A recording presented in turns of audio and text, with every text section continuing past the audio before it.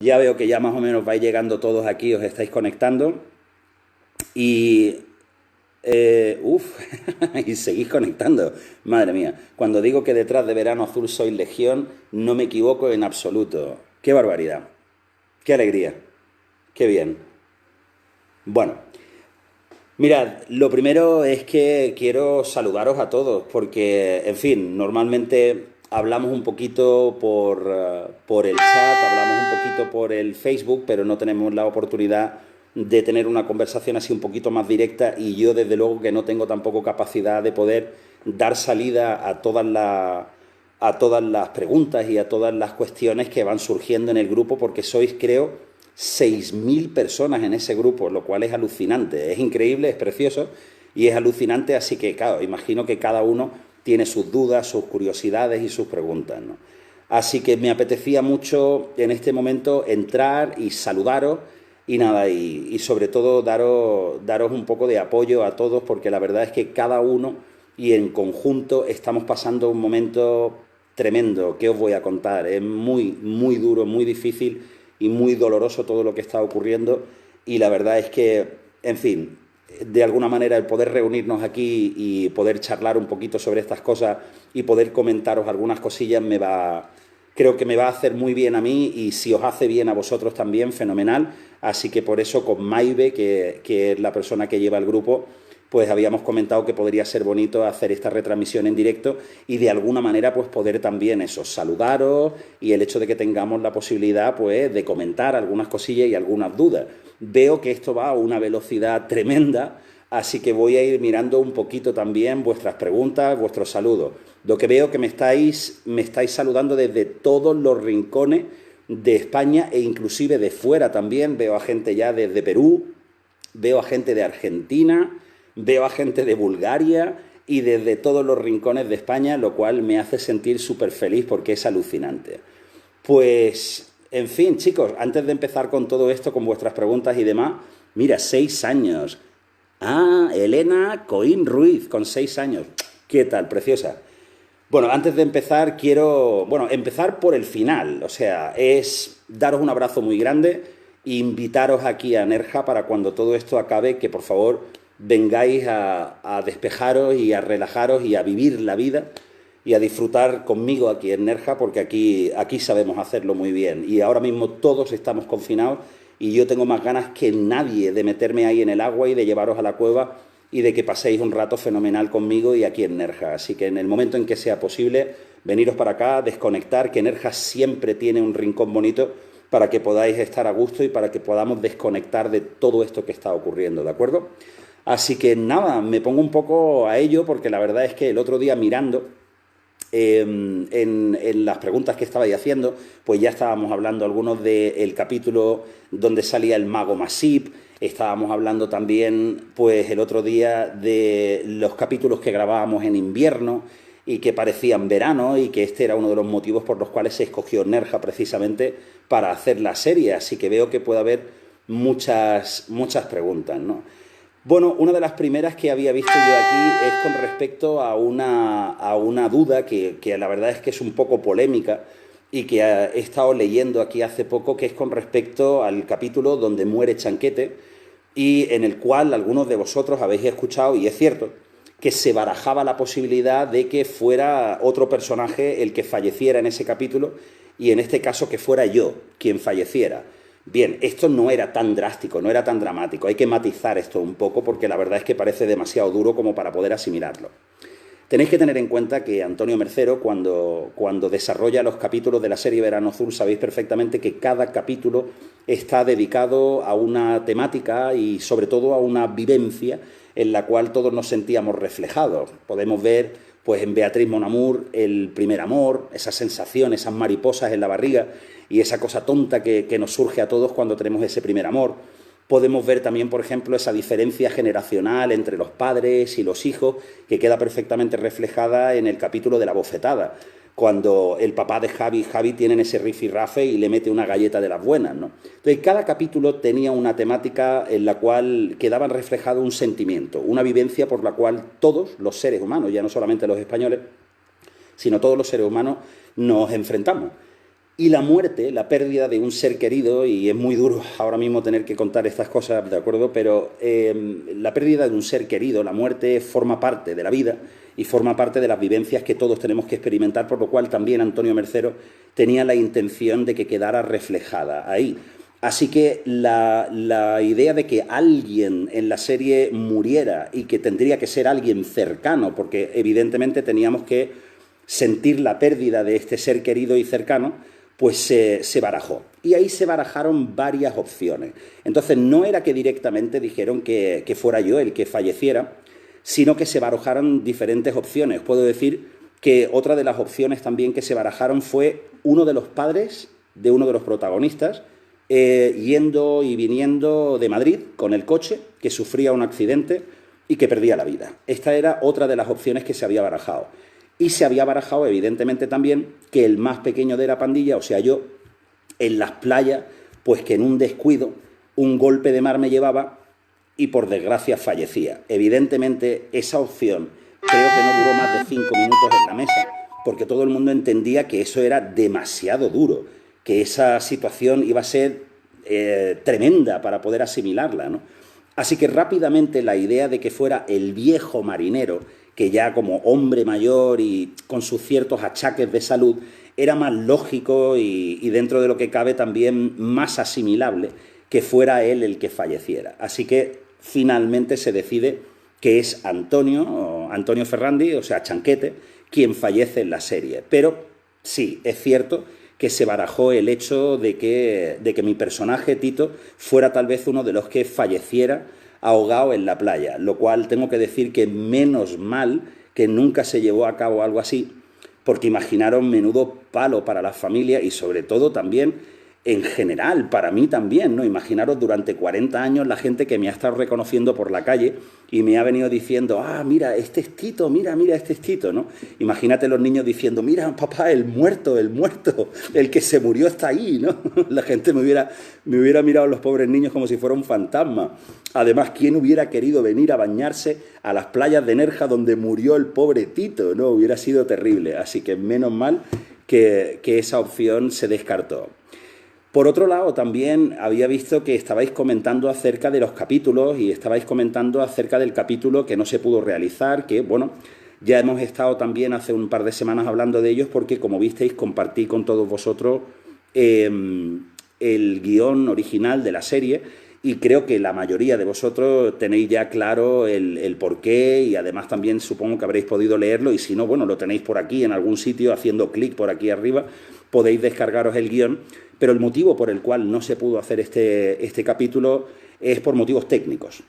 En este guión, en este capítulo, nosotros planteamos una excursión a un pinarillo cercano y en este pinarillo nos encontramos con otro grupo y al final pues se genera un incendio forestal que nos pilla a todos allí, aquello se pone cada vez más feo y realmente lo pasamos muy mal. De hecho, casi se teme por nuestra vida, incluso en mi caso, me pilla un poquito más rezagado y se piensa en lo peor. Así que era un capítulo que os hubiera gustado mucho porque era emocionante, tenía aventura, un poco como La Cueva del Gato Verde.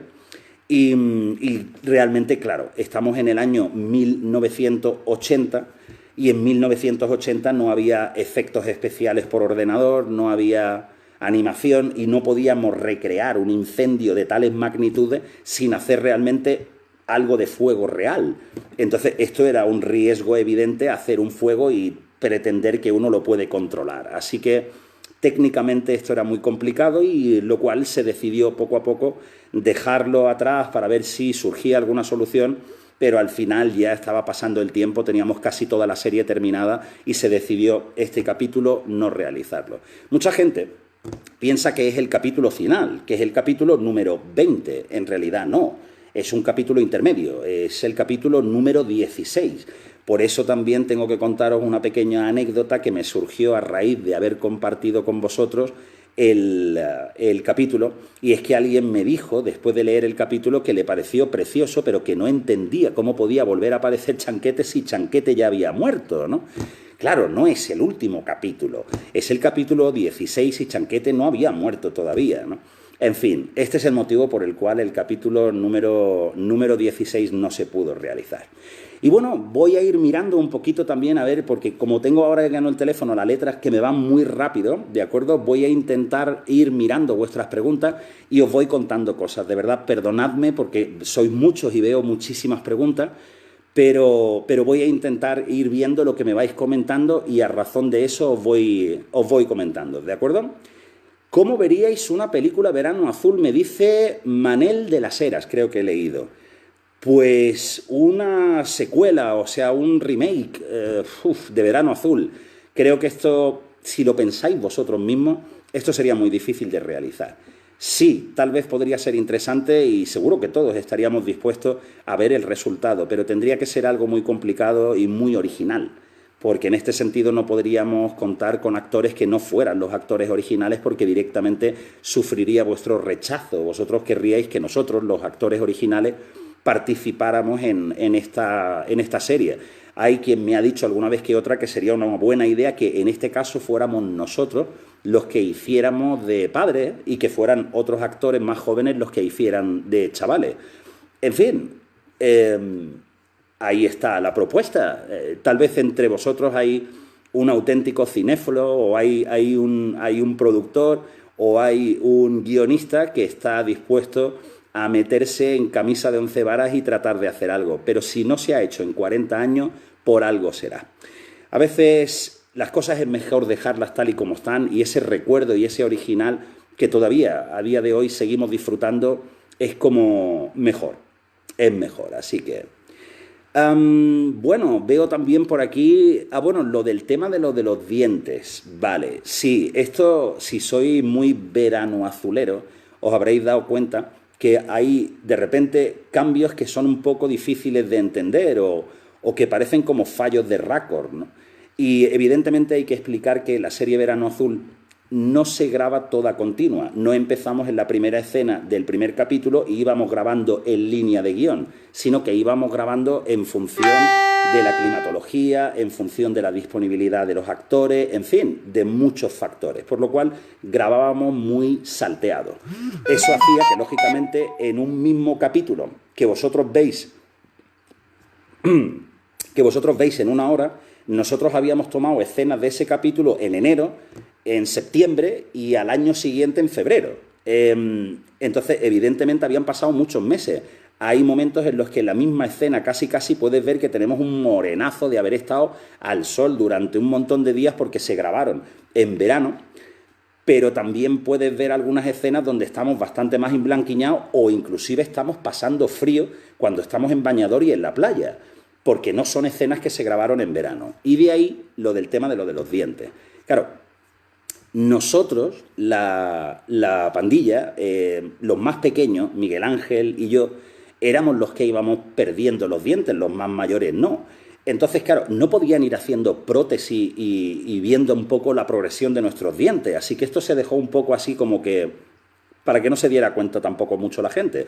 Pero si os fijáis, la verdad es que hay algunas escenas donde dentro de la casa de Julia estamos allí celebrando, hablando, y ahí tengo yo todos mis dientes y decidimos ir al barco de Chanquete, salgo por la puerta de Julia y de repente me faltan 2 dientes y tú te quedas mirando y dices, ¿pero qué le ha pasado al chaval? ¿Se ha pegado un piñazo con el quicio de la puerta? ¿Se ha dejado 2 dientes ahí o qué le ha pasado, no?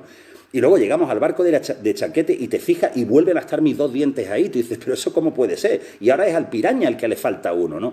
Así que los dientes iban y venían porque no grabábamos en línea, ¿de acuerdo? No grabábamos en una línea temporal, sino que las escenas se iban grabando muy salteadas. Esto es una buena anécdota. Si os fijáis, pasa mucho esto en la serie, ¿no? Bueno, vamos a ver. Por aquí también preguntan. Me gustaría... Ay, es que va tan rápido a veces que no me da tiempo ni a leerlo, ¿no? Vamos a ver. Sí... Me pregunta aquí Ángeles Bueno que cuando estamos con los pedalos, pero no sé muy bien, no he podido leerlo. Vale, otra cosa que he leído ahí bastante rápido, lo del tema de la bofetada de Javi. Vale. El tema de la bofetada de Javi, en el capítulo que se llama así, la bofetada, es también una anécdota, ¿no? Porque efectivamente ahí es Manuel Gallardo, si no me equivoco, que es el actor que interpretaba al padre de Javi, no se encontraba en Nerja para poder realizar esa parte de la escena.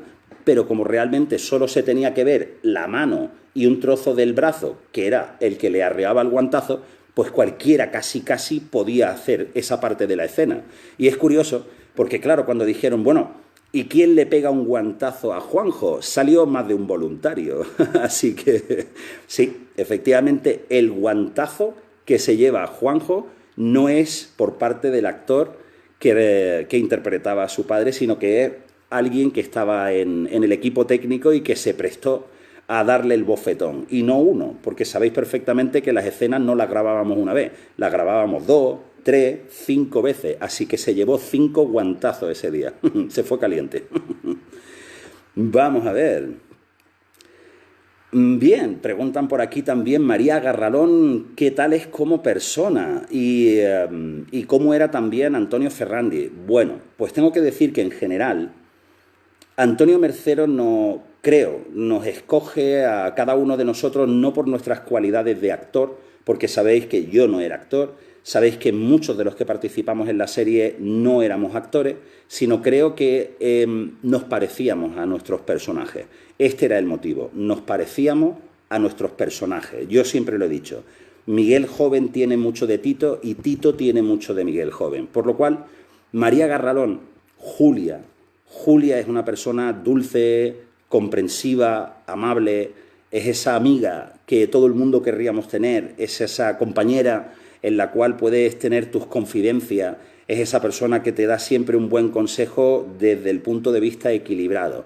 Bien, María Garralón es así, María Garralón es un encanto, es maravillosa y es una persona realmente dulce, así que aquellos que la conocéis sabéis perfectamente de lo que estoy hablando y aquellos que no, os invito a que vayáis a ver alguna obra de teatro suya porque realmente es fantástica, es un monstruo en el escenario y os va a gustar mucho. Y siempre, al igual que prácticamente cualquiera de nosotros, cuando termine la obra de teatro podéis acercaros un momentito, que seguro que estará encantada de haceros una foto, de firmaros un autógrafo, porque como digo, es una persona maravillosa. Con respecto a Antonio Ferrandis, tengo que deciros que Antonio Ferrandis era un actor como la copa de un pino, era un actor que ya venía de una carrera muy holgada, con muchísima experiencia y dentro del propio equipo que conformábamos la serie Verano Azul tenía un peso, tenía un respeto. Muchas de esas personas ya habían trabajado en muchas otras producciones con él y sabían la talla de actor que era. Y nosotros éramos unos chavales, éramos unos gamberros, éramos unos juerguistas y estábamos todo el día dando la brasa por allí, haciendo bromas y picando a todo el mundo. Y entonces, claro, Antonio Ferrandi era un profesional, por lo cual cada día para él era un día de trabajo donde daba el 110%. Y allí tenía un montón de chavales, pues, picándole y bromeando con él. Entonces, claro, Antonio Ferrandi era una persona que tenía de por sí un carácter importante. Era una persona que cuando necesitabas un buen consejo, ahí le tenías siempre. Y era como nuestro abuelo. Pero también era un poco cascarrabia.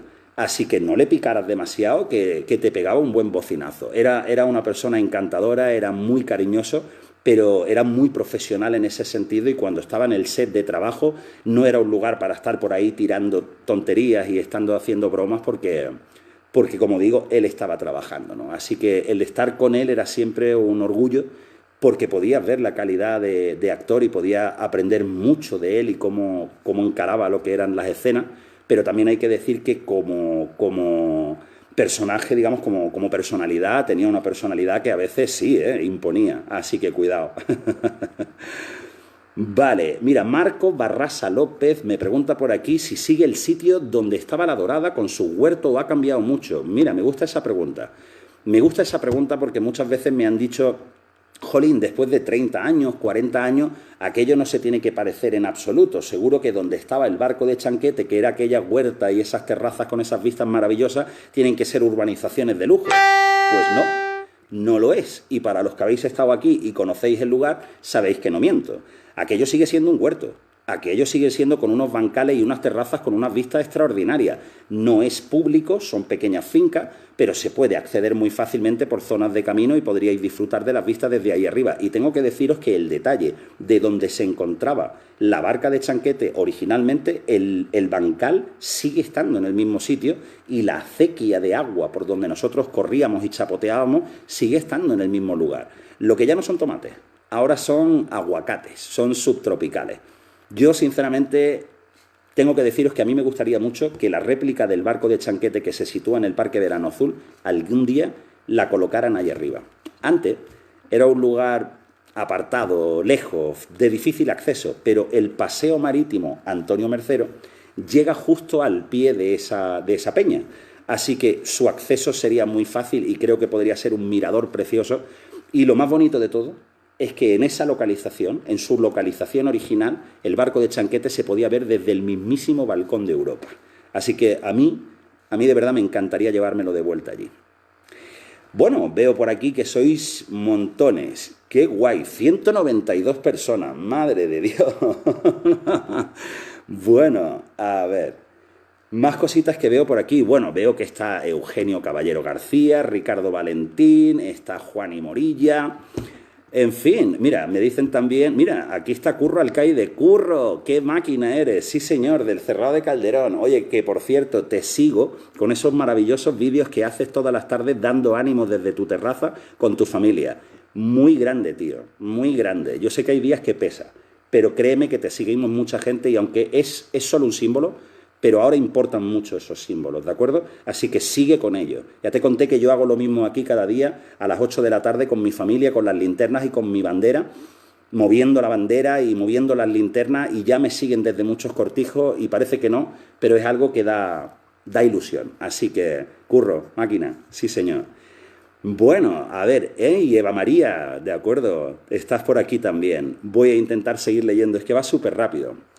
Me preguntan si volvería a hacer la ruta de Verano Azul. Vale, buena pregunta. Mira, la ruta de Verano Azul, en realidad, si os tengo que contar, esto fue una idea que tuve para el 30 aniversario de la serie, que esto se celebró en el año 2011. El 11 y 12 de octubre del año 2011 celebramos el 30 aniversario de la serie Verano Azul y entre los actos que se habían planeado había un paseo con todos los participantes por las localizaciones de la serie y aquello se hizo y fue muy bonito. Entonces, la repercusión que tuvo el 30 aniversario fue tan impresionante, que empezaron a llamar a la oficina de turismo y a mandar mensajes solicitando información acerca de estas rutas que estaban previstas solo para ese 30 aniversario.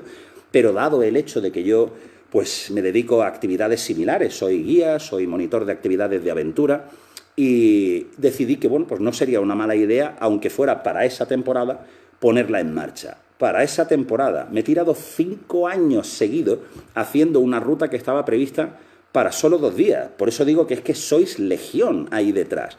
Así que durante 5 años maravillosos he tenido la oportunidad de llevar a todos los fans que se acercaron aquí a Nerja por las localizaciones de aquí y compartir con ellos pues una mañana preciosa y un montón de anécdotas y sinceramente tengo que decir que de esta ruta creo que he sacado yo más de vosotros que lo que yo os he podido aportar.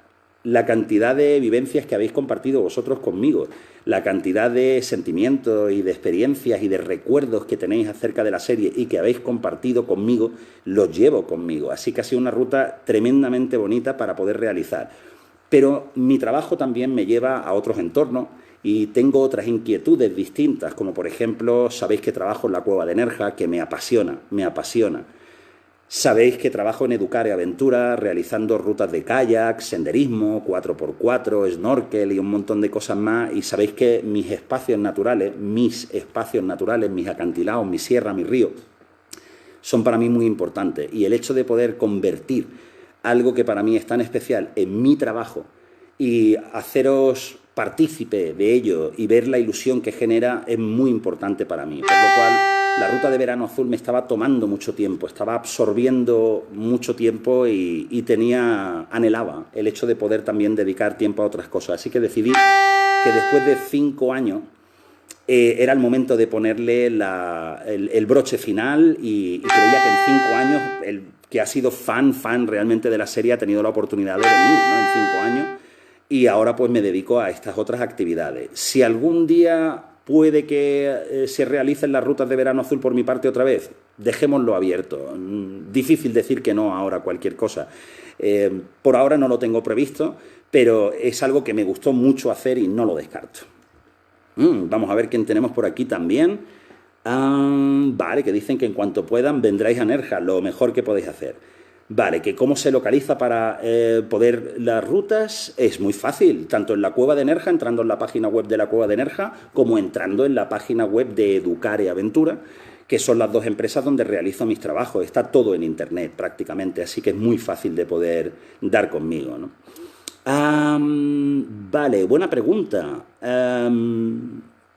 Sí, me preguntan aquí acerca del barco de Chanquete original, porque como sabéis, el que tenemos en el Parque Verano Azul es una réplica. Esto tal vez alguno de vosotros no lo sabíais, pero en realidad el barco que tenemos actualmente en el Parque Verano Azul no es el original, sino que es una réplica basada de un barco de pesca real, pero no es el original que salió en la serie Verano Azul, y si sois observadores os podéis dar cuenta que hay diferencias. Es una caracterización de un barco real, pero no es el de la serie. ¿Qué pasó con el de la serie? El barco de la serie nunca fue un barco de verdad.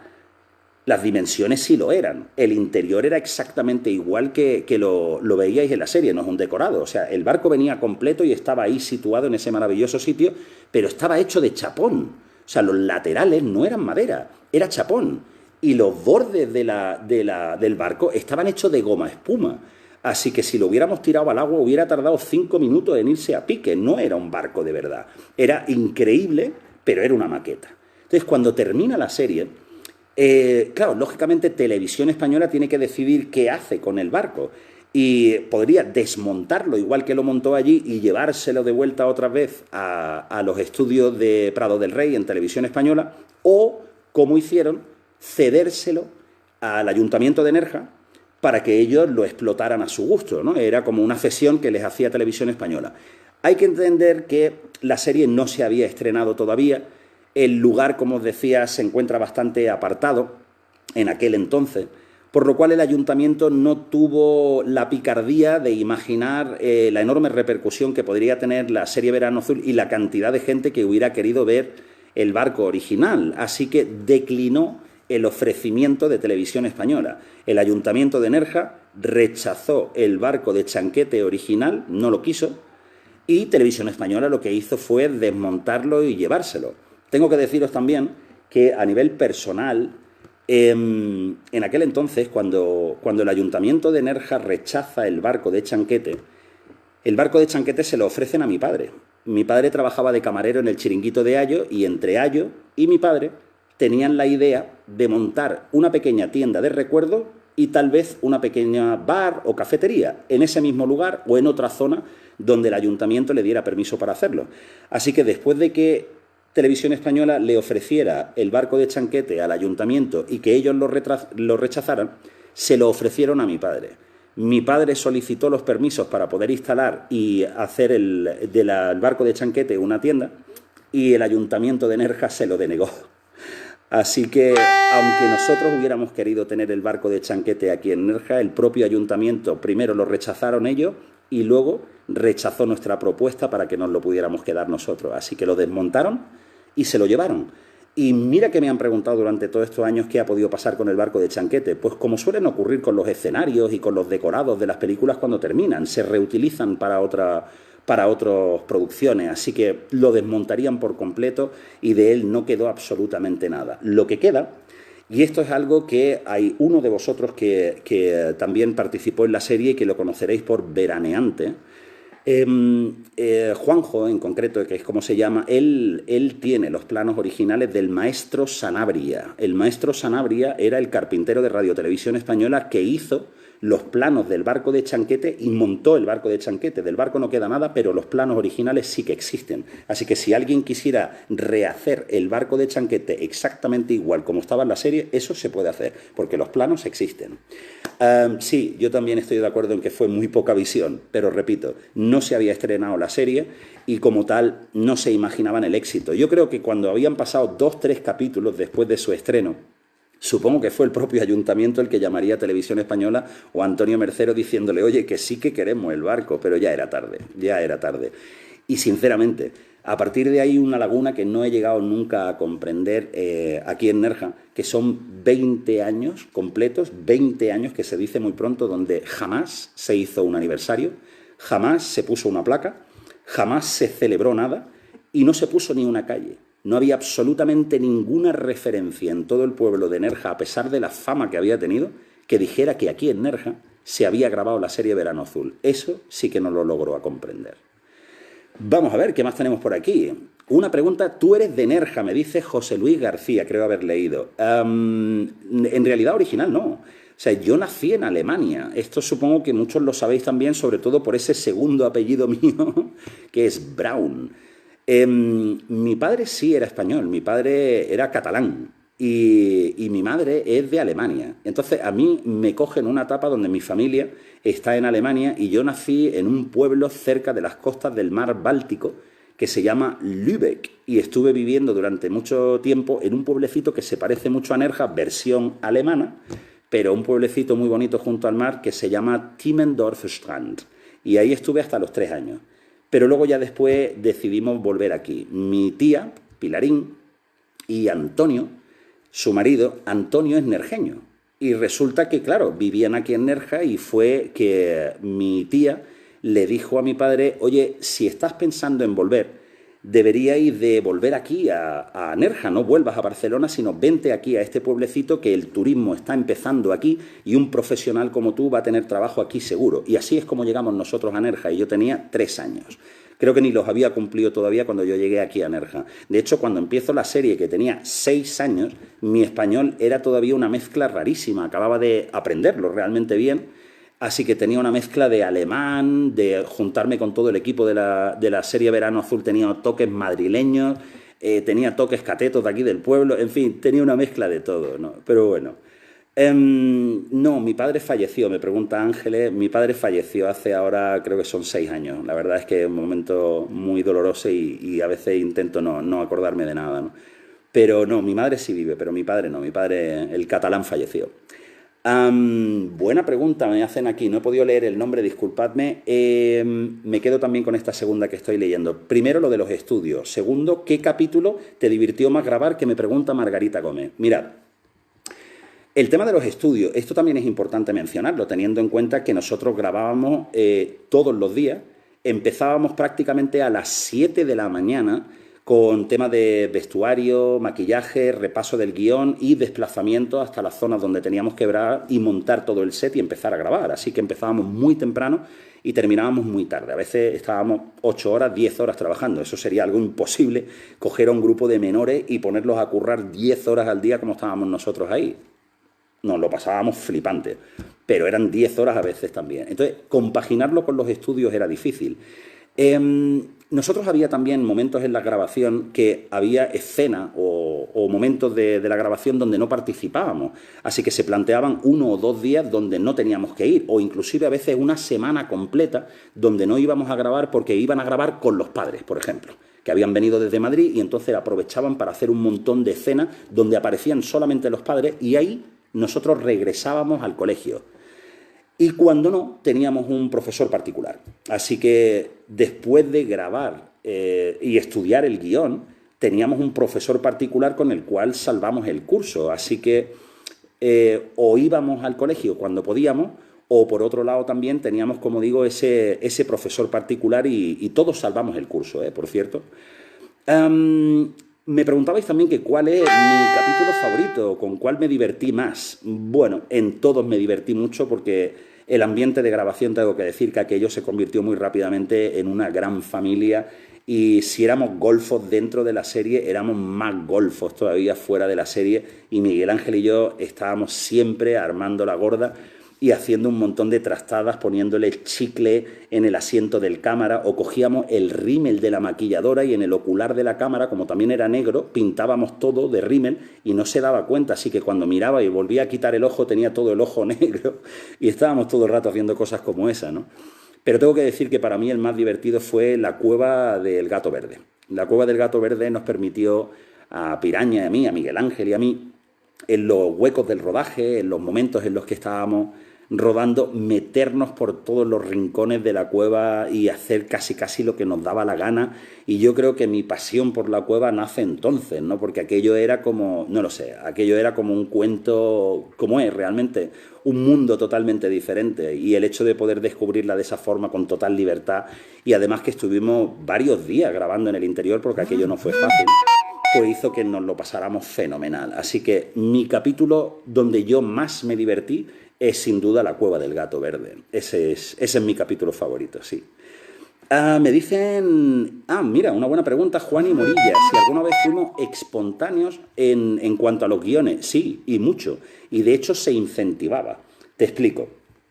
Los guiones están escritos por parte de adultos, ¿de acuerdo? Es Horacio Valcárcel, ¿no? ¿Era Horacio? Sí, no me acuerdo. Es que, perdonadme, pero algunos nombres después de 40 años me bailan. Pero, en fin, los guionistas, entre ellos, lógicamente, Antonio Mercero, son personas mayores, por lo cual el argot que utilizábamos nosotros en la década de los 80, el jopé, el jolines, el macho y el como fardas, y no lo flipe, no eran cosas que ellos dominaran, por lo cual también agradecían mucho que en mitad de una escena nosotros tuviéramos la libertad de expresarnos de esta forma. Evidentemente teníamos un guión, y íbamos siguiendo ese guión, y íbamos siguiendo todo lo que ponía en ese guión, pero sí que teníamos unas ciertas libertades para poder matizar y para poder acuñar ciertas frases o terminarlas con alguna expresión que lógicamente cualquier chaval de esa época y de esa edad lo hubiera matizado así, por lo cual entregaba más realismo aún a ese diálogo que teníamos nosotros, y que además tengo que contaros que como anécdota, sí, vaya plasta, estoy leyendo aquí. Mirad, hay una cosa muy graciosa que hoy en día, claro, es para echarte a reír, ¿no? Porque máxime viendo lo que uno ve en la televisión es para reírse, pero nosotros tuvimos un grupo de tractor. Hubo un grupo de padres de alumnos y yo no sé quién más que decían que Verano Azul era una malísima influencia para la gente joven porque teníamos, literal, una forma de hablar soez y barriobajera. Así que pusieron una queja a Televisión Española para que retiraran inmediatamente la serie porque no se podía permitir que un grupo de chavales hablaran tan mal en televisión. Así que fíjate que el jopé, el jolines y todas esas cosas estaban muy mal vistas hablarlas en televisión en 1980. Así que sí, improvisábamos un poco, pero sobre todo añadíamos algunas expresiones que se utilizaban en aquella época. Sí, el demasié para mi body, de hecho, es mía. Esa me la apunto yo, ¿eh? Esa me la apunto yo, sí señor. Pues, cuánta gente más, Dios mío, madre mía, tenemos por aquí a Rocío, a Marisú, tenemos Moreira, Ernesto, demasiado para mi body, sí señor. Qué guapo eres, me dice. Vale, muchísimas gracias. En fin, ya va pasando el tiempo y esto que estáis viendo aquí todo blanco no es la lámpara, es otra cosa ya. A ver, cuentan la anécdota de la cueva y las monedas. No, esa te la contaré cuando vengas a la cueva, ¿de acuerdo? Esa me la dejo yo para la cueva, chicos. Dadme un segundo que tengo que aclarar la garganta.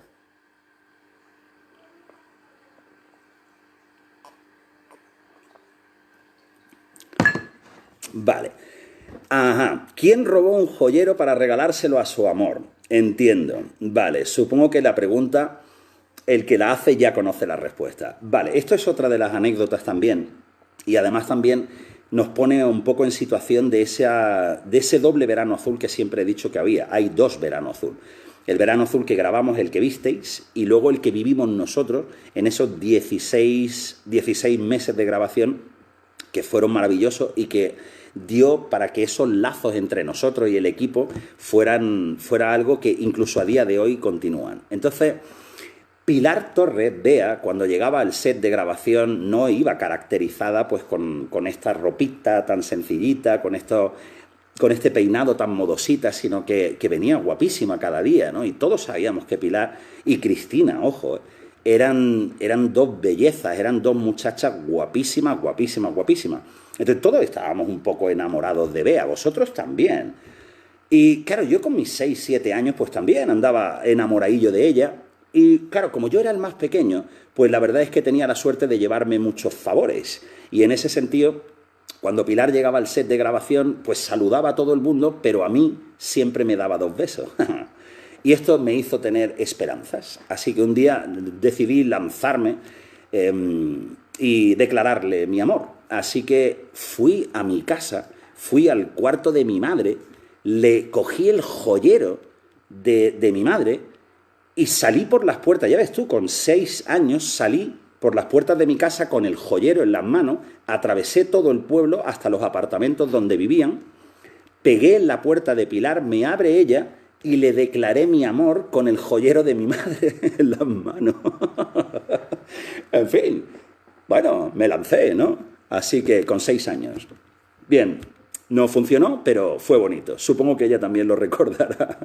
Pero sí, sí, eso hice. Cogí, me declaré con el joyero de mi madre. En fin, madre mía. Vale, preguntan aquí que quién decidió grabar en Nerja y por qué. Esto también es importante comentarlo, ¿no? Mirad, no se escoge Nerja porque sí. De hecho, cuando se va a escoger la localización de Nerja se tienen que tener en cuenta varias cosas. Se tiene que tener en cuenta primero que es una localidad turística, costera, pero no masificada. Por otro lado, tiene que tener ese encanto mediterráneo. Así que esto tenemos prácticamente desde Valencia hasta Cádiz. Hay montones de localidades de esa índole, pero sin embargo Nerja aportaba una serie de elementos que daban mucho juego en la serie. Nerja, por ejemplo, aportaba las calitas, que esto, como sabéis, con la cala chica dio muchísimo juego, convirtiéndose en la cala de la pandilla que la defendimos cuando llegó Bruno allí con todo su equipo de grabación porque estaba invadiendo nuestro territorio. Nerja aportaba la cueva de Nerja, porque como entenderéis, Antonio Mercero no grabó el capítulo de la Cueva del Gato Verde en Madrid sin saber que había una cueva aquí. Él se inspira aquí cuando ve que en Nerja tenemos una cueva y eso da lugar a que escriba el guión de la Cueva del Gato Verde. Así que Nerja aporta una cueva que de por sí puede generar un capítulo completo. Por otro lado, nosotros tenemos más de 300 días de sol de media al año, por lo cual grabar la serie Verano Azul aquí era perfecto, teniendo en cuenta que inicialmente estaba previsto que fuera para un año. Al final fueron 16 meses, pero eso nos permitía poder grabar en marzo, en noviembre y en diciembre, y que como siempre hay sol y siempre está el cielo azul, podíamos grabar como si fuera verano. Para eso utilizábamos los figurantes, que eran unas personas que estaban contratadas para tal fin y que también estaban vestidos en bañador o jugando a las palas o sentados por detrás de la cámara en el chiringuito y que hacían un poco de relleno, dando esa sensación de veraneantes alrededor de nosotros. Pero si sois otra vez observadores, veréis que algunas de las escenas que tomamos en la playa, hasta donde te llega la vista, se ve gente, y eso ya no son figurantes, esos son veraneantes que estaban allí. Pero hay otras escenas donde se ven los figurantes y luego si miras un poco más para allá se ve la playa bastante vacía, no se ve a nadie bañándose y no se ve mucha gente en la arena. Esas son escenas que grabamos en invierno. Entonces Nerja aportaba una serie de elementos fundamentales. Inclusive fijaros qué detalle más curioso, porque es un detalle muy técnico, pero fue uno de los motivos por los cuales se escoge Nerja también. El color de la arena. Nosotros aquí en Nerja no tenemos una arena color clara de origen coralino, sino que es la mezcla de las dos piedras principales que tenemos aquí, que es la negra, que es pizarra, y tenemos el canto de río, que es blanco. Eso da un tono apagado, da un tono gris azabache. Cuando grabábamos con la cámara a plena luz del sol, con el mar como un espejo reflejando, la cantidad de luz que había hacía que las imágenes salieran casi veladas. Es como intentar hacer una foto con el sol delante. Todas las imágenes salen como oscuras, negras.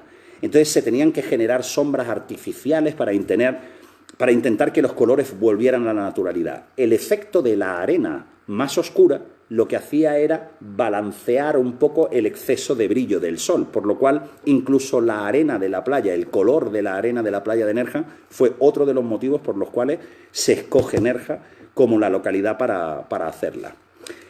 Que si Mercero fue muy inteligente, sí que fue muy inteligente, y además otro enamorado más de Nerja, porque durante muchísimo tiempo él y su familia regresaron aquí a Nerja y sus hijos se han criado jugando aquí en estas playas, así que Verano Azul extiende más, va más allá de esos capítulos que visteis, sino que a todos nosotros nos marcó de una manera u otra, y Nerja dejó una huella en todo el equipo que ha hecho que durante muchos años hayan vuelto los actores, muchos del equipo técnico y algunas de las personas que ya están jubiladas están viviendo con nosotros aquí. Yo creo que al final volveremos a tener a toda la pandilla aquí cuando pase el tiempo. Vamos a ver, estoy viendo por aquí una pena que la casa de Julia esté abandonada. Bueno, no, no está abandonada. También me preguntabais el otro día en el chat que si la casa, los interiores de las casas eran decorados. No, no, no, eran casas que se alquilaban para poder hacer la grabación. O sea, eran apartamentos turísticos y como tal siguen siéndolo. No son decorados, ni escenarios, ni son lugares visitables. Vive gente en su interior. Y hasta donde yo sé, la casa de Julia pertenece a unos señores mayores que son extranjeros, que son bastante ajenos a todo este tema de Verano Azul y que no viven constantemente dentro de Nerja, o sea, en Nerja, sino que ellos vienen cada cierto tiempo. Y sí, es verdad que está un poco abandonada o no está cuidada como estaría cuidada si estuvieran viviendo durante todo el año allí. Pero no es por nada, sencillamente es pues por eso, porque son personas que van y vienen cada cierto tiempo. Pero sí, la verdad es que estaría bonita que estuviera exactamente igual. Yo siempre dije que si tuviera dinero, le compraría esa casa a María Garralón y se la regalaba. ¿Os imagináis volviendo de la playa de Burriana, subiendo por esa cuesta tan preciosa que hay y viendo a Julia, a María Garralón sentada ahí en esa terraza? ¡Buah! Me encantaría. Así que sí, sí, pero está un poquito abandonadilla, sí que está. Am, vale, muchas gracias. Que la recordáis con tanto cariño que somos casi como de vuestra familia. Muchas gracias, sí, señor. Pues, en fin, es que va muy rápido a veces y la verdad es que me cuesta un poquito seguirlo, ¿no? Seguís todos en contacto, ¿qué es de los demás? Vale, sí. A ver, seguimos siendo un grupo de amigos, evidentemente, y seguimos teniendo nuestro contacto, cada uno en nuestro entorno. Ten en cuenta que Madrid es enorme y a pesar de que muchos viven allí, como digo, cada uno está en su entorno y yo en el mío. Pero sí nos mantenemos en contacto. De alguna forma seguimos siendo una pantilla. No nos vais a ver por ahí en bicicleta a estas alturas, pero sí seguimos siendo un grupo de amigos y la verdad, estupendo. Yo aprovecho ay, en IFEMA. Ahora que veo estas imágenes de IFEMA, que tengo que decir que me duele un montón. En Fitur, durante los últimos 8 años, yo participo en la Feria Internacional de Turismo haciendo la promoción de Nerja y de su cueva. Y siempre aprovecho, ya que estoy ahí en Madrid esa semana aproximadamente, para verme con ellos, para ir a ver una obra de teatro de Juan Juartero, de María.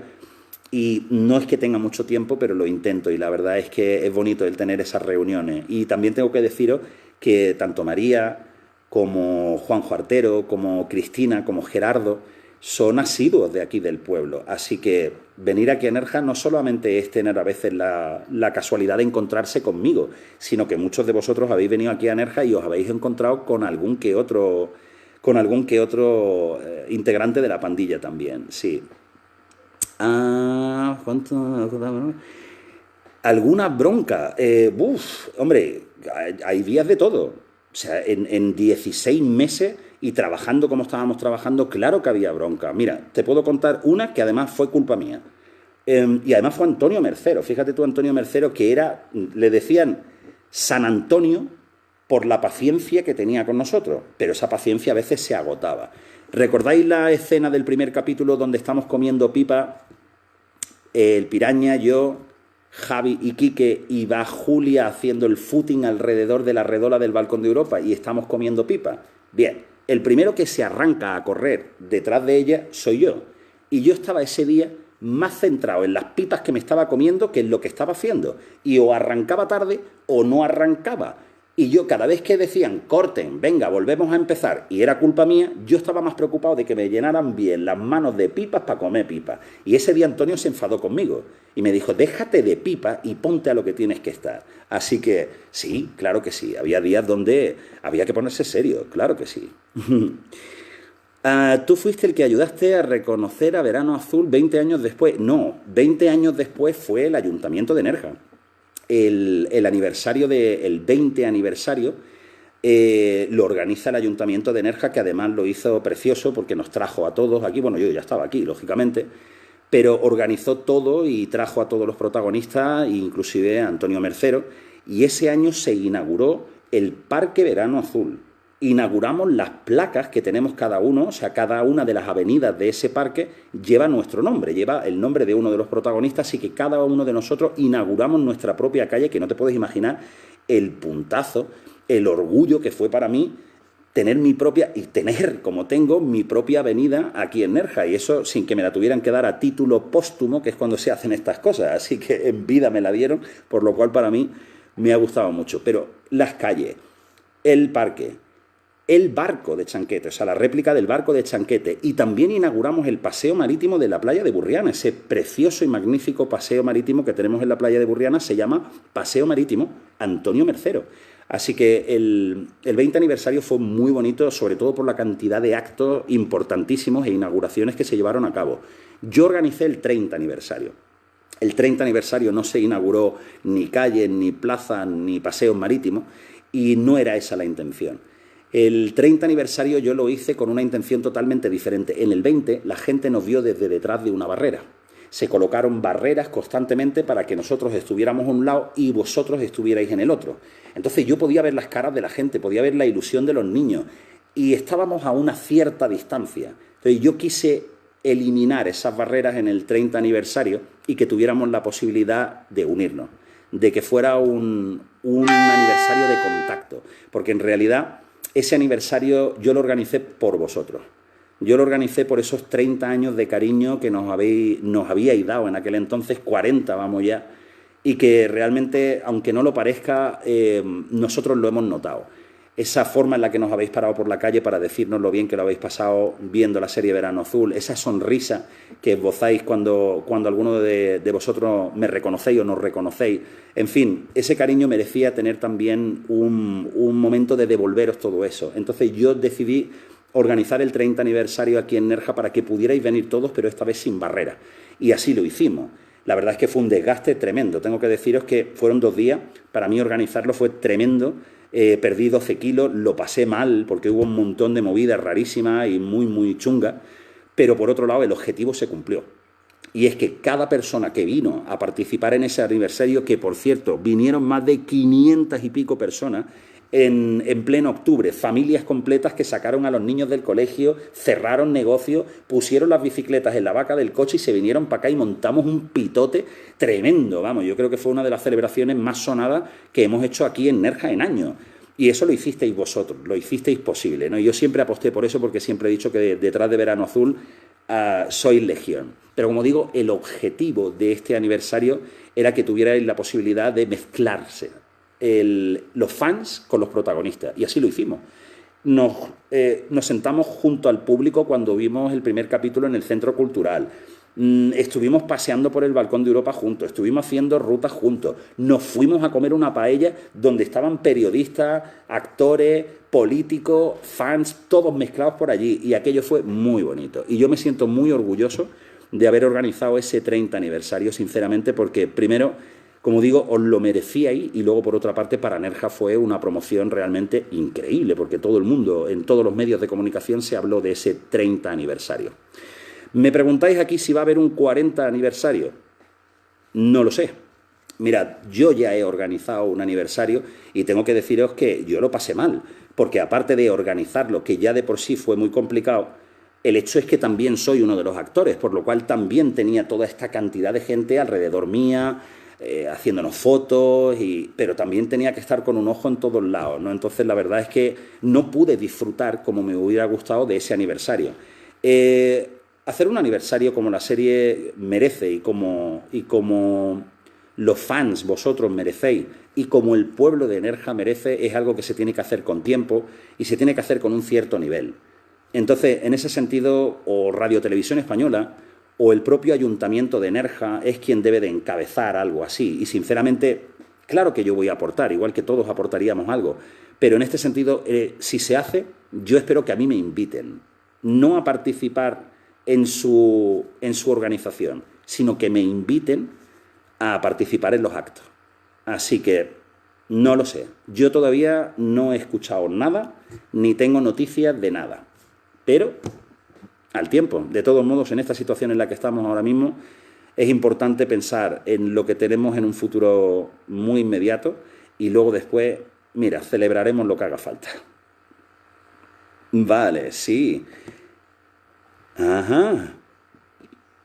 Ah, vale, Lucía, que dice que no es Tito, ¿no? Creo que es su hija o su hijo que dice que no, no es Tito, ese es mayor. Sí, es lo que pasa cuando pasan 40 años. Así que de todo modo te voy a decir una cosa, dame una bicicleta y estoy clavado, ¿eh? No, no, 40 años ya, madre mía. ¿Qué dura 40 años en una vida? Muy pocas cosas.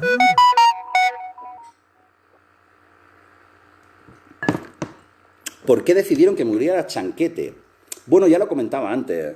Forma parte de una de las vivencias de que todas las personas y todos los seres humanos pasamos, así que la muerte era otro de los temas que debían de tocarse en la serie. Fue un palo, evidentemente que fue un palo, y además me hace mucha gracia porque todo el mundo, 10 días antes de que emitieran el capítulo, todo el mundo ya sabía que Chanquete moría. O sea, lo del spoiler, eso es ahora, pero el teleprograma, el TP, ya ponía Chanquete va a morir. Y eso lo sabía 10 días antes todo el mundo. Y aún así todo el mundo murió, o sea, todo el mundo lo pasó fatal y lloraron muchísimo. Así que, pero bueno, como digo, la muerte forma parte de una de las vivencias que todas las personas de una forma u otra tenemos que pasar, ¿no?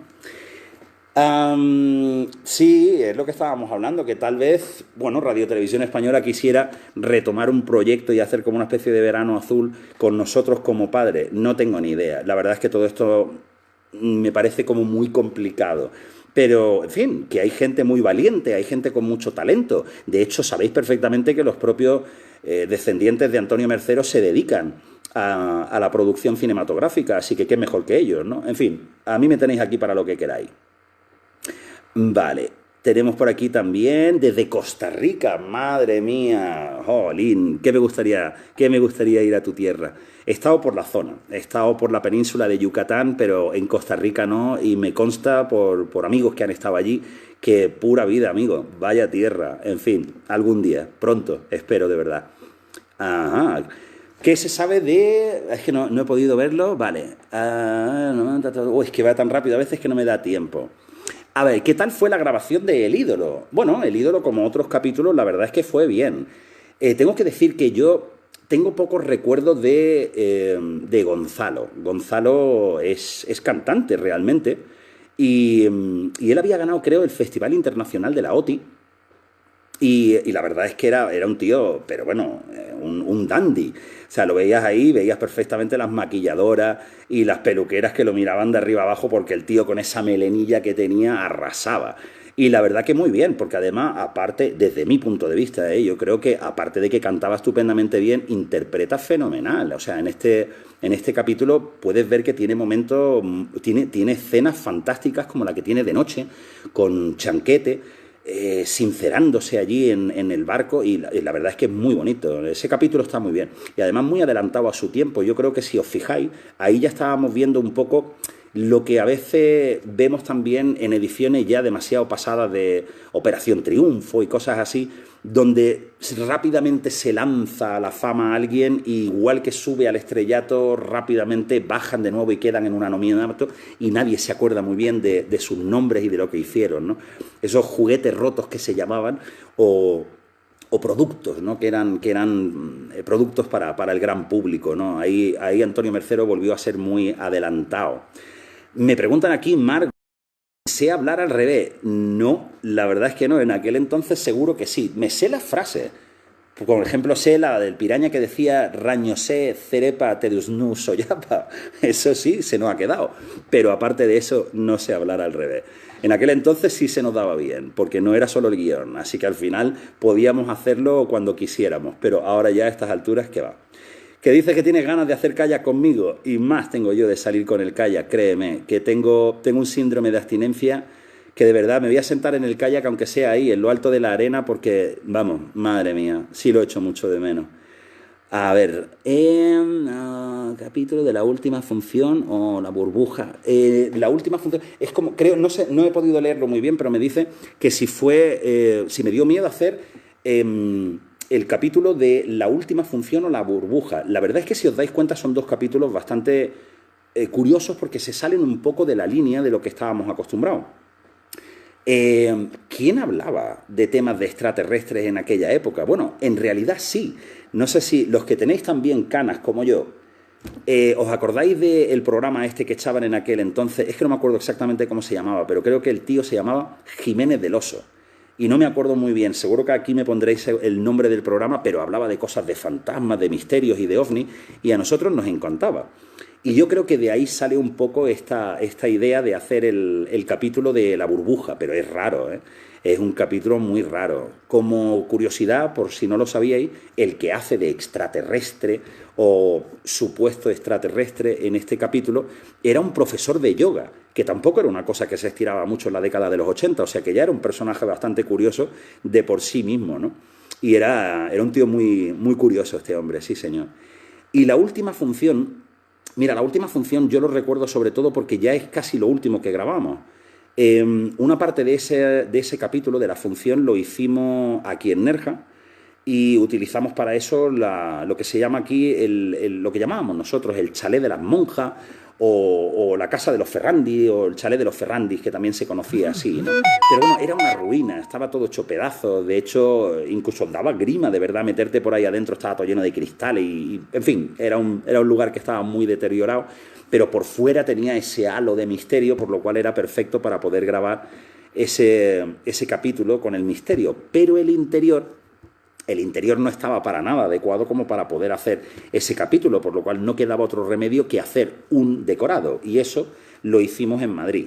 Y para eso nos desplazamos hasta Madrid para poder grabar lo que fueron las últimas escenas. Esas sí que fueron las últimas escenas que se grabaron de la serie Verano Azul. De hecho, todo el equipo entero de Televisión Española se despidió aquí en Nerja y 2 semanas después, el tiempo que tardaron en montar este decorado en los estudios Roma, que hoy es Telecinco, yo me desplacé hasta Madrid para hacer esos capítulos allí. Y de hecho, como anécdota os puedo decir que el único elemento de la casa que estaba aquí en Nerja, que sí que nos lo llevamos hasta Madrid, es la puerta, porque la puerta se veía en la escena desde fuera, pero también cuando cerramos la puerta desde dentro se veía también, y tenía que ser la misma puerta, así que desmontaron la puerta de aquí y se la llevaron a Madrid para montarla en el decorado.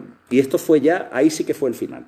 Ahí ya sí que recuerdo que una vez que ya terminamos ahí, me despedí de todo el equipo. No estaba todo el equipo, porque lógicamente en el estudio no hacía falta ese enorme equipo que teníamos antes.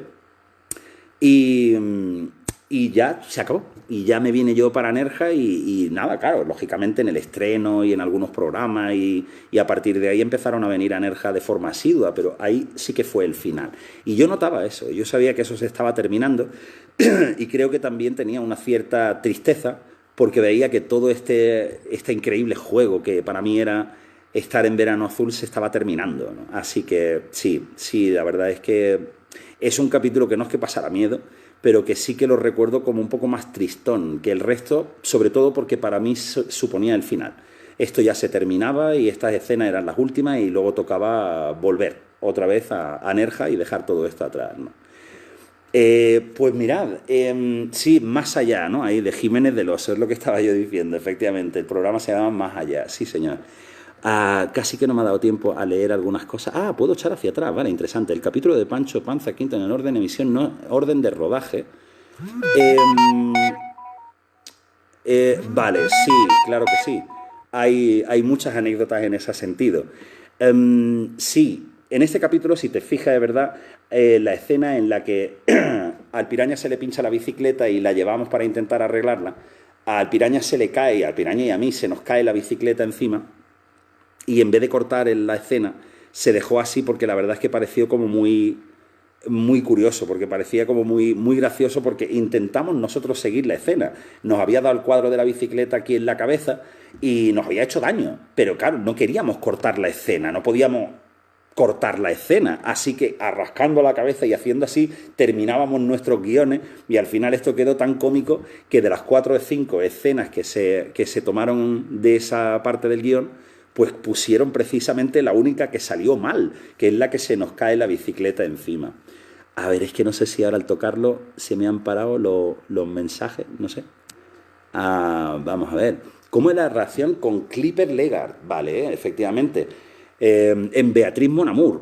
Bueno, sabéis muchos que Clipper es el hijo de Kiko Legard, que presentaba el 1, 2, 3 en aquel entonces y que hizo de Rafa, el chico de la moto, que enamora a Bea y que nos pone a nosotros todos enfadadísimos y le damos canela durante todo el capítulo. Pobre chaval, qué paciencia. Bien, bien. La verdad es que tengo que decir que muy bien. A mí y a Miguel Ángel nos tenía alucinados, porque lo que hacía con el monopatín lo hacía de verdad. Quiero decir, sabía hacer un montón de cosas. Todos teníamos un monopatín en aquel entonces, que de eso sí me acuerdo, eran los Sánchez Ski. Yo tenía un Sánchez Ski. Entonces, pero para nada podía hacer el pino como hacía este tío y pasearse por todo el balcón de Europa haciéndolo. Y no era un truco, lo hacía de verdad y sabía hacer un montón de cosas más. Así que nos tenía alucinados. Pero por la misma regla de tres, a los más mayores lo tenían enfilado porque era muy chulillo. Y entonces, claro, Juanjo, Gerardo, estaban todo el rato rajando de él como diciendo que venía aquí para chulear un poco. En fin, como veis, éramos también una pandilla y detrás de las cámaras ocurrían cosas parecidas a las que luego también grabábamos, ¿no? Sí, sí, sí. Vamos a ver.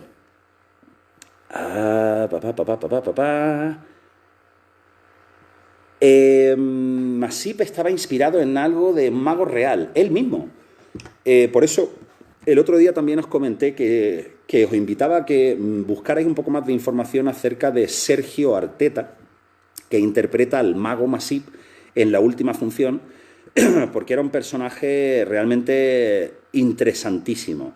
Tengo que deciros que Sergio terminó viviendo aquí en Nerja, falleció aquí en Nerja y está enterrado aquí en Nerja, y aquí se le quiso mucho, porque fue un nerjeño más en sus últimos días y además una persona con un carisma realmente muy curioso, tenía ese halo de misterio.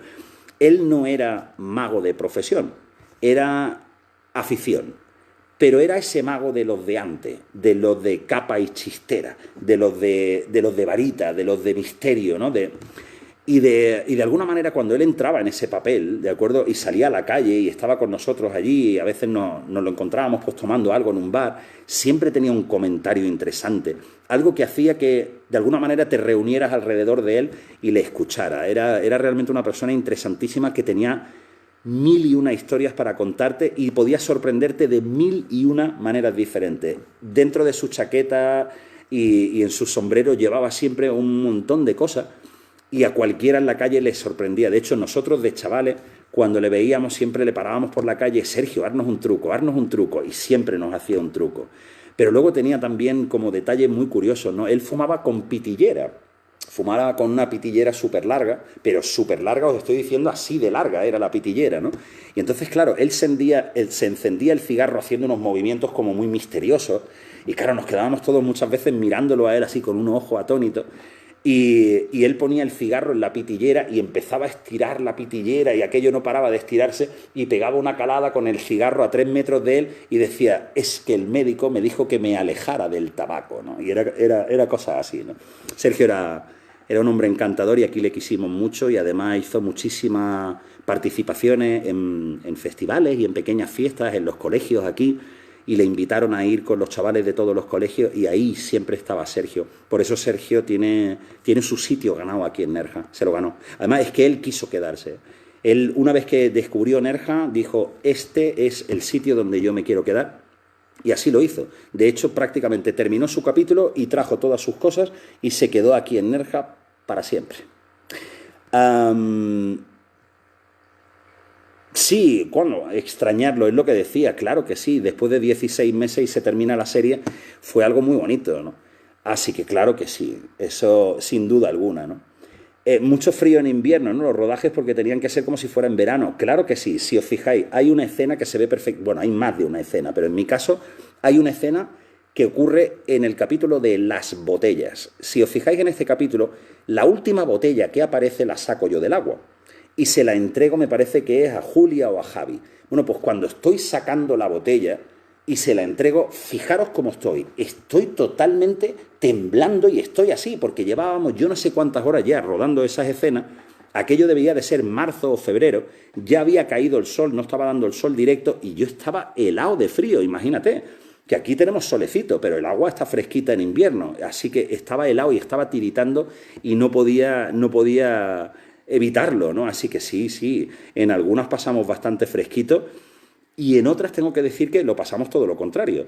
A Miguel Ángel, y esto no lo sabe mucha gente, le dio una insolación. Aquello fue un susto muy grande, porque es que se cayó redondo. Y no fue el único, pero lo de Miguel Ángel es que fue muy gordo. Esto ocurrió al principio, cuando todavía no estábamos acostumbrados a esas horas de sol y a esa cantidad de horas que estábamos bajo ese calor. Entonces, en la primera escena que sale en el capítulo donde él está como en un agujero de arena y yo vengo corriendo con un rosco gritándole ¡Pi, Pi! Y él dice, no me llames Pi. Y yo le digo, pero si Pi no significa nada. Y me dice, sí, Pi significa 14 de 340, ¿no? Y entonces, él, claro, esta escena la tuvimos que repetir un montonazo de veces y él estaba ahí, en un charquillo de agua, en la arena, a pleno sol. Claro, como decía, al principio no eran conscientes que a eso había que procurar también, en el momento en el que se paraban las escenas y alguien estaba al sol y no podía moverse, había que ponerle una sombrilla, porque es que eran muchas horas al sol. Bueno, pues el pobre Miguel Ángel estuvo tantas horas al sol que llegó un momento en que se cayó redondo, le dio un síncope. Le dio una insolación y tuvieron que llevarnos... Mira, aquello fue de verdad un susto. ¿Qué ha pasado? ¿Qué ha pasado? Miguel Ángel que ha caído redondo. Y se lo llevaron al ambulatorio y es que le había dado una insolación. Vale. Resulta que de haber estado sentado en la postura en la que estaba y con esos michelines que tenía, pues se había quemado por franjas, porque lógicamente los michelines hacían que partes estuvieran expuestas y partes no. Así que las partes exteriores estaban rojas y las partes interiores estaban blancas. Así que estaba quemado por franjas. Sí, sí. Bueno, vamos a ver qué tenemos por aquí. Ahora también, antes de cortar, quería enseñaros un par de cosas que había encontrado por aquí. Son tonterías, pero ¿de acuerdo? Enseñároslo antes de que se me olvide también. No se llegó a emitir lo de la excursión. Sí, en realidad ya lo había comentado antes, ¿no? Que el por qué no se llegó a emitir lo de la excursión es porque técnicamente no era factible hacer un incendio, de verdad. No era seguro, se nos podía ir la mano y arder todo el monte. O sea que lo primero es que no obtuvieron los permisos para poder hacer así. Así que efectivamente no lo hicimos precisamente por eso, porque técnicamente no era factible, ¿no? Me pregunta, ¿qué se sabe de Pancho? Oh, pues José Luis está en Madrid, igual que casi todo. José Luis ha estado trabajando bastante tiempo en diferentes tipos de trabajo, porque la verdad ha tenido desde tiendas de ropa, ha tenido bares de copa, ha trabajado muchísimo tiempo en doblaje, sobre todo después de la serie Verano Azul, trabajó en temas de doblaje, en fin, siempre ha hecho un montón de cosas, pero él está en Madrid, él sigue en Madrid. De hecho, tuve la oportunidad de verme con él en Fitur, en la última edición pasada de Fitur, así que ahí está el tío, hecho un crack. Sí, Kiko Legar es peruano, efectivamente. Sí, eso es cierto, correcto. El Arca de Noé, eso no me ha dado tiempo a verlo. Mierda para el correo que va y viene. Sí, de algo me suena esa frase también. Tomas falsas del rodaje. No se estiraba a hacer esas cosas. Esto cuando empezaron ahora a salir los DVD, pues como los contenidos extra tenían las tomas falsas, pero en aquel entonces aquello supongo que se interpretaba como un material que no servía para nada. Eran tomas falsas, eran tomas que no valían. Yo espero que realmente en alguna bobina original de ese celuloide 16 milímetros formato cine que se grabó la serie, quede algo de todo eso. A mí me encantaría verlo. De hecho, me sorprendió muchísimo ver los castings. Estos castings que ahora Televisión Española, rebuscando por ahí, ha ido encontrando y yo me imaginaba que eso ni existiría. Así que si existen esos castings, puede que sí. Puede que haya todavía tomas falsas y que dentro de esas bobinas haya todavía restos que pudieran rescatarse porque hoy tendrían un valor realmente extraordinario, ¿no? ¿A quién conocí primero? Pues conocí de toda la pandilla, cuando me presentaron a todo el grupo, conocí a José Luis, precisamente. Por eso siempre con él he tenido un algo especial.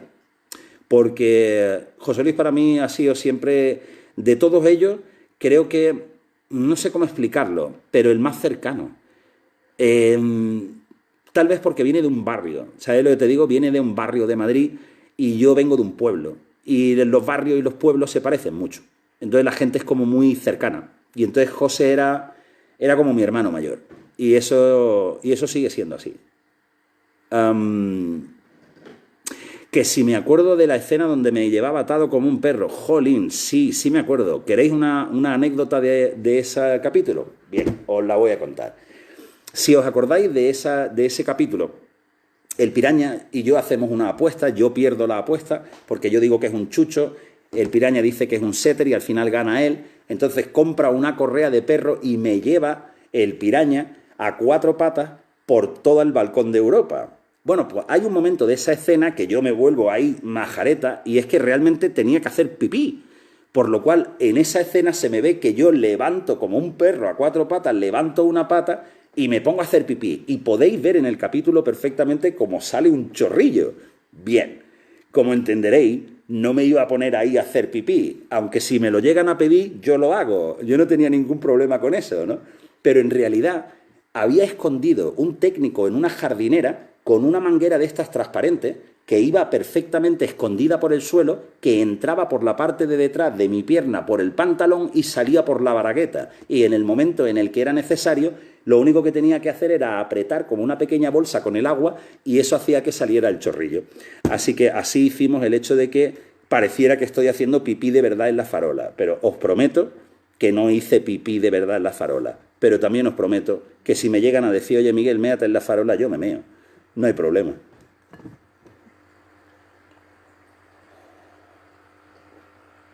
3, 14 y 16. Gracias por la aclaración. Sí. Elena Hernaz, que si me gustó ser actor.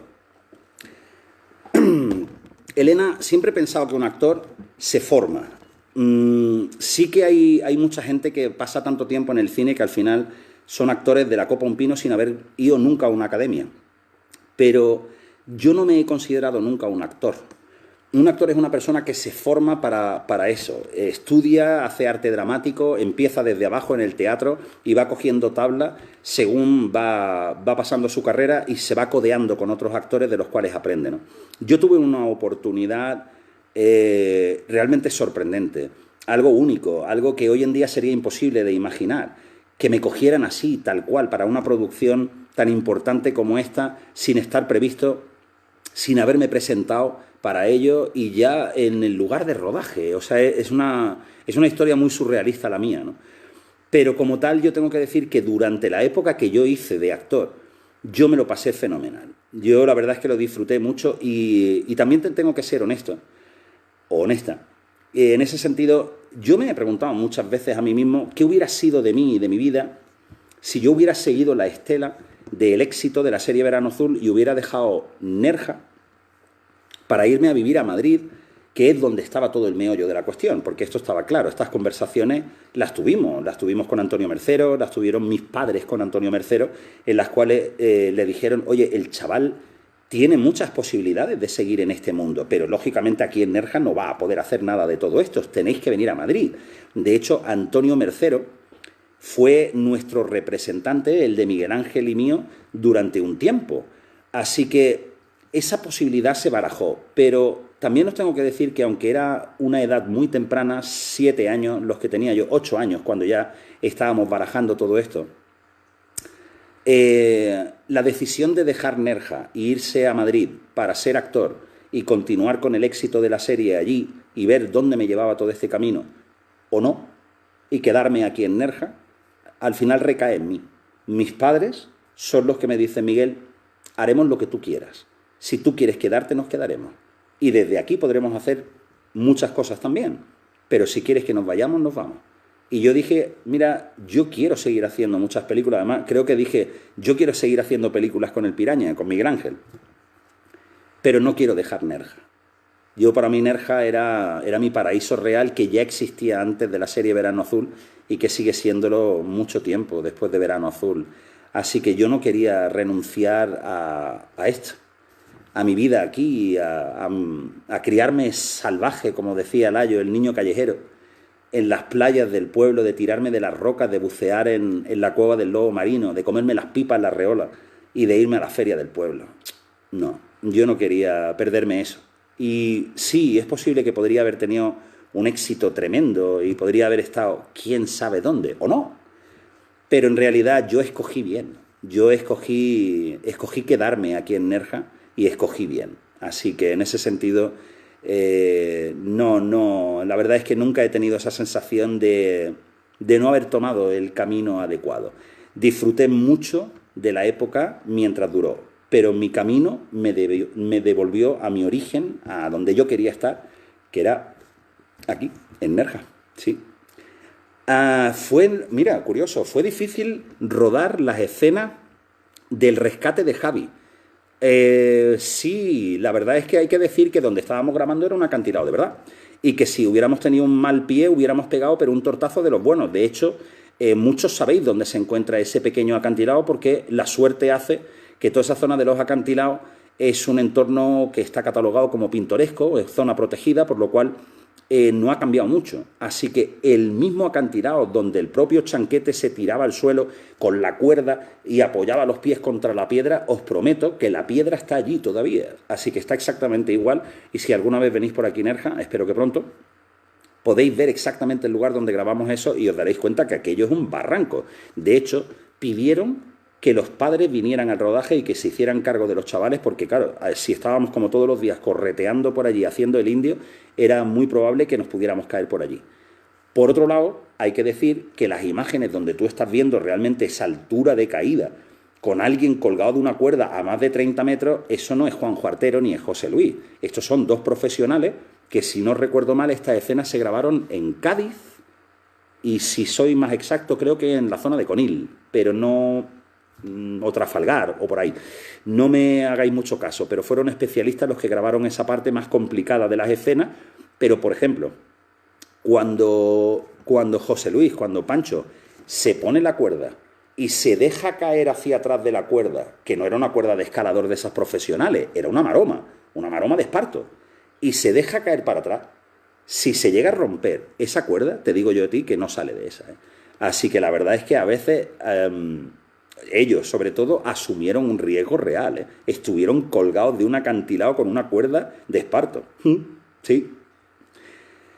Antonio Fernández tocaba el acordeón de verdad, pregunta Vanessa Blasco. No lo tocaba de verdad. Él hacía el movimiento, lo recreaba perfectamente, pero no sabía, que yo sepa, no sabía tocar el acordeón, o por lo menos aquel acordeón no sonaba. Cosa contrario es María Garralón tocando la guitarra. Ella sí sabe tocar la guitarra. Así que, pero no. Chanquete no tocaba el acordeón. No. ¿Que por qué se acabó la serie y por qué no se hicieron más? Porque no se estiraban lo de las temporadas como se estiran hoy en día. Antonio Mercero creó la serie Verano Azul como un artista que pinta un cuadro. Él lo planteó, creó la historia y cerró cada capítulo. Y el final del verano es el final de Verano Azul. No da opción a otra temporada. Primero, que no era una cosa que se hacía en aquel entonces, pero él no quiso hacerlo así. Él creo que quería contar una historia con un principio, una trama y un final. Y no creo que tenía la intención de dejar abierta la posibilidad de que ocurrieran muchas cosas y que necesitaras, como pasan con la serie hoy en día, que el último capítulo te deja tantas incógnitas que necesitas otra temporada para poder comprender qué es lo que ha pasado, ¿no? No, Antonio Mercero no hizo la serie Verano Azul con esa intención. Antonio Mercero hizo la serie con la intención de que fuera eso, una historia que se contaba y que tenía un final, ¿no? Ese final del verano que todos tuvimos. La poesía del mar es muy bonita. Sí, bueno, todos los diálogos, las bandas sonoras. En fin, creo que Verano Azul es una obra de arte que con el paso del tiempo yo he aprendido a valorar más. De chaval no tanto, pero es adelantada a su tiempo y es muy bonita. Ahí puedes ver realmente la sensibilidad de la persona que hay detrás, ¿no? De los guionistas y sobre todo de Antonio, el maestro. La clase de persona que era para realmente hacer una obra maestra como es Verano Azul y que, según va pasando el tiempo, tiene cada vez más valor. Eso sí es verdad, sí. A ver, Mónica Roxana Di Salvo, mándame saludos. Pues saludos para ti. Ahí va. Y eres de Argentina, toma, tengo amigos en Argentina. De hecho, muy por ahí alejados, tengo a mi amiga Maite Rico, que está en un pueblecito que se llama Trenquelauquen, con su marido Miguel, a los cuales no sé si estarán por aquí, pero aprovecho para mandarles un beso. Y también en la zona de San Juan tengo, por ejemplo, a mi amigo Andrés Gunela, que es muy buen amigo mío de aquí de Nerja, pero que ha ido allí a montar un negocio y vive desde hace unos años con su familia allí. Y como curiosidad te tengo que decir que, ya que eres de Argentina, el mundo es más pequeño de lo que tú te crees. Aquí nosotros en Nerja tenemos una comunidad de argentinos, de sanjuaninos en concreto, muy grande, y la verdad es que en la época en la que llegaron, que todavía esto estaba todo arrancando, pues se formó esa comunidad tan bonita y claro, como suele ocurrir en los pueblos, ¿no? Los muchachos, las muchachas, empezaron los matrimonios y los noviazgos y eso generó una comunidad que se supo integrar muy bien y que está muy integrada aquí en Nerja. Y eso dio como resultado el hermanamiento entre la localidad, bueno, la ciudad de San Juan de Argentina y Nerja. Así que San Juan de Argentina y Nerja están hermanadas. Y aquí, en la Plaza de los Cangrejos, tenemos un monolito que recuerda con su fecha ese hermanamiento y en una plaza de San Juan de Argentina hay un monolito que recuerda que Nerja es una ciudad hermanada. Así que, como ves, el mundo es más pequeño de lo que parece. Bueno, pues no sé ni cuánto tiempo llevo. Desde luego vosotros seguís ahí, porque estáis los 200 ahí, así que no sé ni la hora que es. Pero bueno, yo quería también enseñaros algo curioso, porque estamos hablando del éxito que tiene la serie Verano Azul y que ha tenido la serie Verano Azul aquí en España. Pero como estáis viendo, Perú, Argentina y también Bulgaria. Y claro, cuando hablamos de países latinoamericanos, pues no es tampoco tan difícil de imaginar que algo que ha tenido éxito aquí en España tenga también un cierto éxito allí, más que nada por el tema del habla, ¿no? Pero Bulgaria, ¿por qué en Bulgaria ha tenido un éxito tan grande la serie Verano Azul y muchos otros países? Porque sabéis que se ha emitido en más de 20 idiomas diferentes y en 50 o 60 países se ha vendido la serie también y se ha emitido en la televisión, ¿no? Pero en Bulgaria siempre me ha llamado mucho la atención porque son totalmente diferentes a nosotros en ese sentido, su sociedad y la nuestra, su historia y la nuestra, sus costumbres y las nuestras, eran muy diferentes, pero sin embargo allí ha tenido un éxito también sin precedentes. Se emitió también en una década, los 80 la primera vez, y lo curioso es que allí las cosas eran difíciles también. El yugo soviético y el ruso, que estaban allí apretándoles las tuercas, hacían que los ciudadanos no pudieran vivir muy libremente. Era un poco como nosotros aquí, que acabábamos de salir de una maldita dictadura y teníamos la libertad que la teníamos que ir cogiendo a pedazos, que realmente nuestros padres, que habían vivido una dictadura, no sabían vivir en libertad y nosotros éramos la primera generación que habíamos nacido en esa libertad y la reclamábamos como un derecho. Entonces, en Bulgaria les pasó algo por el estilo. Cuando se pone la serie Verano Azul en la década de los 80 allí, tienen esa represión soviética todavía, pero luego se vuelve a emitir mucho tiempo después, ahí en el 2000 y algo se volvió a emitir, y claro, todos esos muchachos que vivieron esas historias, nuestras historias, a través de la televisión búlgara y que de alguna manera vieron un estilo de vida que allí tenían muy cohibido, el estilo de vida hippie, a través, por ejemplo, del capítulo de Eva o muchas otras cosas, ¿no? Como nos rebelábamos a veces en contra de lo que parecía estar establecido y de nuestros padres que tenían esa forma de pensar, pues para ellos también fue algo muy especial. Y al volver a emitirla tantos años después, esos chavales que la vieron en la década de los 80, les sirvió la serie Verano Azul para explicarles cómo era la sociedad en la que ellos habían crecido cuando vieron esa serie por primera vez y tenía ese punto también de nostalgia para ellos. A pesar de que las culturas son totalmente diferentes, el momento histórico que vivieron se pareció al nuestro y eso hizo que Verano Azul fuera un vínculo entre dos generaciones que permitió explicar las diferencias que vivieron los chavales en aquel entonces, pero que hoy eran los padres. Y tengo que deciros que a mí me hicieron llegar la serie completa de Verano Azul en búlgaro, que por cierto, como podéis ver, son caracteres cirílicos y es Verano Azul en búlgaro, que bueno, yo lo pronunciaré de pena, pero es como Shimiolato o algo así, no sé, Shimiolato o algo por el estilo. Así que como podéis ver, la serie Verano Azul se llevó a lugares como Bulgaria y se emitió allí en Bulgaria y se hicieron pues coleccionables. De hecho, lo que estáis viendo aquí, el diario 24 horas, es como aquí, digamos, El País o el diario El Mundo, y esto es un coleccionable. Así que hicieron coleccionables. Y me mandaron fotografías de las calles, de las avenidas principales de Sofía, donde las paradas de los autobuses, las marquesinas de las paradas de los autobuses, tenían todo imágenes de Verano Azul. Y podías ver una avenida tipo la Gran Vía, donde tenías prácticamente todo lo que era la calle entera llena de imágenes de la serie Verano Azul. Impresionante. Y de hecho, el éxito tan grande que tuvo hizo que nos pusieran una calle Así que en Sofía, en la capital de Bulgaria, existe la calle Verano Azul. Alucinante, ¿verdad? Es increíble. Sí. ¿Que si Chanquete fumaba? Sí, fumaba. Así que fijaros qué cosa más bonita, que en Bulgaria hay un montonazo de fans, pero un montonazo de fans, de verdad. Yo me hubiera encantado que alguna vez algún de televisión de allí o algo así me hubiera invitado para ir allí, porque me hubiera encantado ver esa experiencia que tuvieron ellos también, parecida a la que tuvimos nosotros aquí con Verano Azul, pero de verdad, en una cultura tan diferente y tan maravillosa como es la búlgara, ¿no? Pero sí, sí, siempre me ha llamado mucho la atención, la verdad es que sí. Y otra cosa que quería enseñaros es algo muy curioso. ¿Os acordáis que hay una escena en la cual yo me estoy moviendo por lo alto? Creo que es... es que no me acuerdo ahora el capítulo, lo sabéis vosotros mejor que yo. Pero hay un capítulo en el cual abre el capítulo donde yo estoy caminando con mis sandalias por encima de la barandilla esperando aquí, que yo no sé si es la bofetada o es otro. Y ahí puedes ver mis sandalias. ¿Os acordáis de las sandalias que tenía yo? Eran unas sandalias kickers de aquella época. Pues fijaros lo que tengo aquí.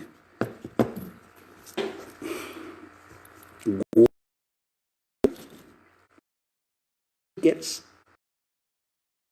Son las originales, ¿eh? Estas sí son las originales, igual que la claqueta y todo lo demás. Podéis ver aquí las kickers. Pues estas son mis sandalias originales de la serie Verano Azul, que las guardo desde entonces. Tengo los guiones, tengo algunas órdenes de trabajo, tengo la claqueta original y efectivamente todavía, como veis, guardo las sandalias originales de la serie Verano Azul. Muy bonito. Que, chicos, estamos cerca de las 8, por lo que veo, y todos tenemos una cita ahora mismo para poder aplaudir. ¿De acuerdo? Nunca podemos faltar a esta cita, porque si ellos no decaen ni un solo día y están ahí al pie del cañón, salvándonos la vida y jugándose la suya, lo mínimo que podemos hacer es salir ahí afuera, cada día a las 8, y aplaudir y darles las gracias. Acordarnos de los caídos, ¿de acuerdo? Pero también dar las gracias a los que están ahí. Así que, si me perdonáis, yo creo que es el momento de ponerle el broche final y de que nos vayamos todos preparando para subir a nuestras terrazas y salir a nuestros balcones, que nuestros héroes nos están esperando, ¿de acuerdo? Nuestros héroes se merecen este aplauso diario y creedme, como ya os dije en este vídeo que os subí hace unos cuantos días, esto tiene fecha de caducidad, ¿de acuerdo? Más adelante o más tarde, pero esto tiene fecha de caducidad, así que no decaigáis. O sea, seguir ahí al pie del cañón, dar lo mejor de vosotros, ¿de acuerdo? Mostrad esa cara buena que tiene el ser humano, porque tenemos dos, la mezquina y la buena, y ahora es momento de dar la cara buena, ¿de acuerdo? Demostrad de lo que sois capaces y cuando salgamos de esta, vamos a salir con esa cara buena. Vamos a hacer de este mundo un mundo mejor. Tal vez esto ha sido un toque de atención y necesitábamos algo tan terrible para darnos cuenta que podemos ser mejor como sociedad. Intentémoslo, hagámoslo, ¿de acuerdo? Chicos, me vais a tener aquí muchos días, así que ir comentando cosas, ir subiendo cositas. Ahí ya tenéis a Maive también, para cualquier cosa importante que necesitéis la tenéis ahí también. Así que para mí ha sido un gustazo echar este rato con vosotros y recordar, y de verdad que siento no haberlo podido ver en la pantalla un poco más grande y ver todos vuestros mensajes, porque aquí pasan tan rápido que es que casi no he podido leerlo. Así que disculpadme a todos aquellos que no he podido contestaros y en otra ocasión lo haré seguro, ¿de acuerdo? Os mando muchos besos desde las lomas de Frigiliana, donde me encuentro ahora mismo, y aquí os estaré esperando cuando queráis. Muchos besos y cuidaros mucho. Quedaros en casa y ya sabéis, vamos a aportar lo mejor de nosotros y así saldremos mejorados, saldremos reforzados, lo conseguiremos, vamos a ganar esta batalla. Fuerza, tíos, ¿vale?